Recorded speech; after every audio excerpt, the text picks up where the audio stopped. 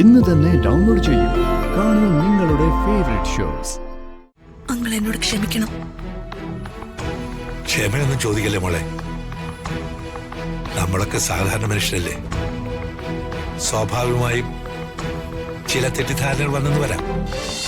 ഒരാൾ എന്റെ അമ്മയുടെ വയറ്റിലുണ്ടായ കുട്ടി ഞാനാണെന്ന് വിളിച്ചു പറയുമ്പോ അങ്ങനെയല്ല അങ്കിൾ പറഞ്ഞത്.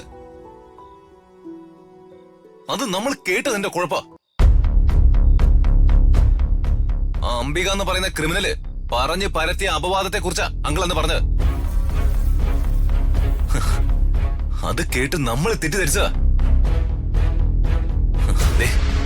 ഇപ്പൊ അച്ഛൻ സത്യം എല്ലാം എന്റെ അടുത്ത് തുറന്നു പറഞ്ഞു.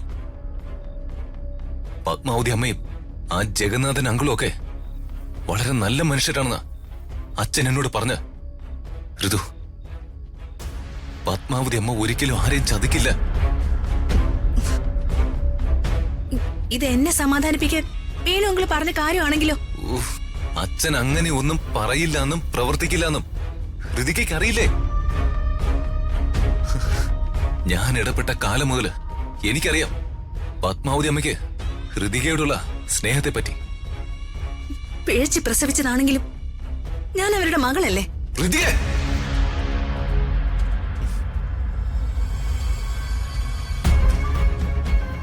ഏത് ജീവിക്കാണെങ്കിലും അതിന്റെ കുഞ്ഞിനോട് ഒരു സ്നേഹവും വാത്സല്യമൊക്കെ ഉണ്ടാവില്ലേ? അതായിരിക്കും അവരെന്നോട് കാണിക്കുന്നത്. എന്തായാലും അവരെന്റെ അമ്മയല്ല. ഞാനവരെ അമ്മയെന്ന് വിളിക്കില്ല. അവരെ അംഗീകരിക്കുകയില്ല. നീ നോക്ക്, സത്യം എന്താണെന്ന് വ്യക്തമായിട്ട് അറിയാതെ നമ്മൾ ആരെയും തള്ളി പറയരുത്. പ്രത്യേകിച്ചും പ്രസവിച്ച അമ്മയെ. ഞാൻ പല പ്രാവശ്യം ഋതികയോട് പല സിറ്റുവേഷനില് ഈ കാര്യത്തെ കുറിച്ച് പറഞ്ഞിട്ടുണ്ട്. ഇതൊക്കെയോ അംബിക വർമ്മയുടെ കളികളാ. അവർക്ക് വർമ്മ സാറിനെയും പത്മാവതി അമ്മയും തമ്മിൽ അകറ്റേണ്ടത് അത് അവരുടെ ആവശ്യമായിരുന്നു. കാരണം സൂര്യമംഗലത്തെയും സാറിന്റെയും സ്വത്തുക്കള് അവർക്ക് അവരോടും അവരുടെ ആ മകനോടും മാത്രമേ സ്നേഹമുള്ളൂ. ഋതിക ആ മകനെ കെട്ടിച്ചു കൊടുത്ത് ഈ സ്വത്തെല്ലാം തട്ടിയെടുക്കാൻ ആ അംബിക പദ്ധതി ഇട്ടതാ. ആ പ്ലാൻ ദൈവം തന്നെ പൊളിച്ചു. പിന്നെ ഇത്രയും വിഷമവും മനസ്സിൽ സ്നേഹമുള്ള അച്ഛൻ എന്തിനാ സ്ത്രീയെ സംശയിച്ചത്? ആ സംശയം അംബിക ക്രിയേറ്റ് ചെയ്തതാണെങ്കിലോ? ജീവന് തുല്യം സ്നേഹിച്ച മകള് പോലും തന്റേതല്ലെന്നറിയുമ്പോ ഏതൊരു മനുഷ്യനും അകന്നു പോവില്ലേ? ഏതൊരു ഭാര്യയും ആട്ടി പുറത്താക്കില്ലേ? അതുമല്ല, കോമൺ സെൻസ് കൊണ്ട് നമ്മൾ ചിന്തിച്ച ഒരു വലിയ സത്യം വ്യക്തമാ. എന്തിന് ജഗന്നാഥൻ അങ്കിളിനെ അംബിക വർമ്മ പൂട്ടിയിട്ടു?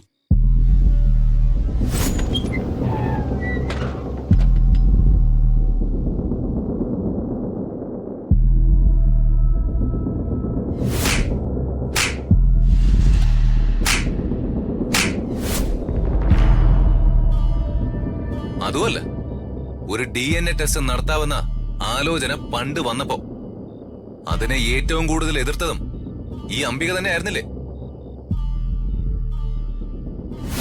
പ്രതാപനോടെ DNA ടെസ്റ്റ് നടത്താൻ പലരും പറഞ്ഞതാ. പക്ഷെ ഞാനാ എതിർത്തത്. കാരണേ ഇവളാ ജഗന്നാഥന്റെ മകളാണെന്ന് എനിക്കറിയായിരുന്നു.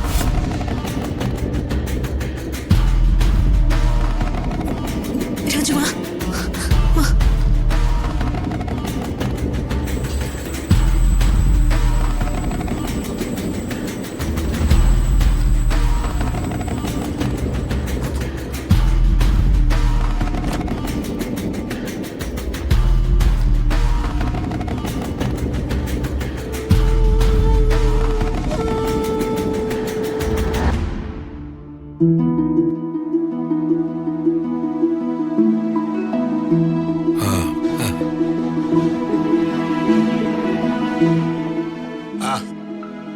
നിനക്ക് ഇവരെ മനസ്സിലായ? മനസ്സിലായി. മക്കളല്ലേ? വേണുവിന്റെ മോൻ രാജു. പിന്നെ ഇത് എന്റെ ആത്മസുഹൃത്ത് പ്രതാപിന്റെയും എന്റെ പെങ്ങൾ പത്മയുടെയും മകൾ ഋതിക. ദൈവം എത്ര കരുതലോടെയാ രണ്ടുപേരെയും ഒരുമിച്ച് ചേർത്തത്. ഇതൊക്കെ ദൈവത്തിന്റെ ഒരു നിയോഗം തന്നെയാ. ആ ദൈവം തന്നെ ഇടയ്ക്കിടയ്ക്ക് ഓരോരോ വിഷമം തരും. കുറച്ചു ദിവസം മുമ്പ് മോളെ ഒന്ന് വിഷമിപ്പിച്ചു. അറിഞ്ഞു, നീ എന്നോടെല്ലാം പറഞ്ഞല്ലോ.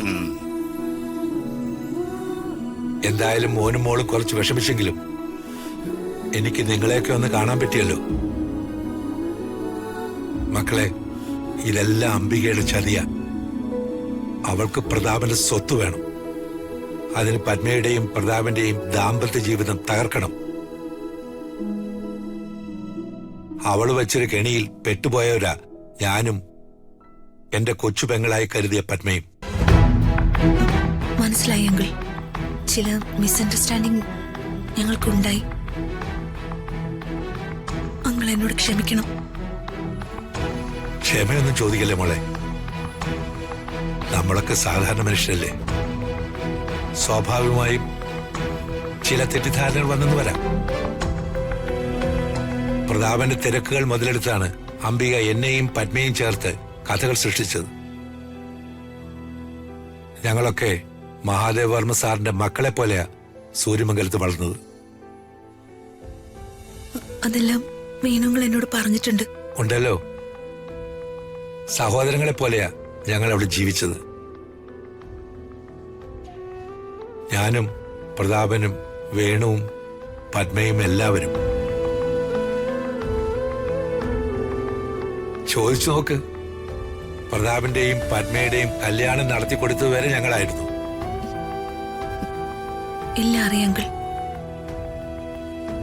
സൂര്യമംഗലത്തുള്ള കാലം മുതലേ ഈ അംബിക മഹാപ്രശ്നക്കാരിയായിരുന്നു. അനിയത്തിയെ പോലെ കരുതിയിരുന്നുകൊണ്ടും ഒരു സഹോദരൻ ഇല്ലാത്തതുകൊണ്ടും പത്മ എന്നോട് ഒരു ചേട്ടനോടെന്ന പോലെ ചില സ്വാതന്ത്ര്യങ്ങളൊക്കെ കാണിക്കും. അത് വെച്ചാ അവളെ ചതിക്കുഴി ഒരുക്കിയത്. വർമ്മ സാർ എന്താ ഇതൊക്കെ വിശ്വസിക്കാൻ കാരണം? അംബികയുടെ ആദിബുദ്ധി.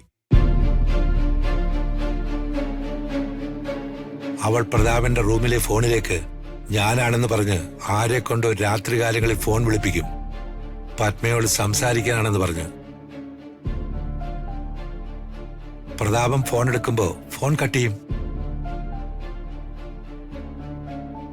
അനവധി ആളുകളെ വെച്ചാണ് അവൾ ഈ ചതികളെല്ലാം ചെയ്തത്. ഇനിയും അവളത് ചെയ്തുകൊണ്ടിരിക്കും. അവളുടെ ജന്മം തന്നെ ഒരു ക്രിമിനൽ ആയിട്ടാ.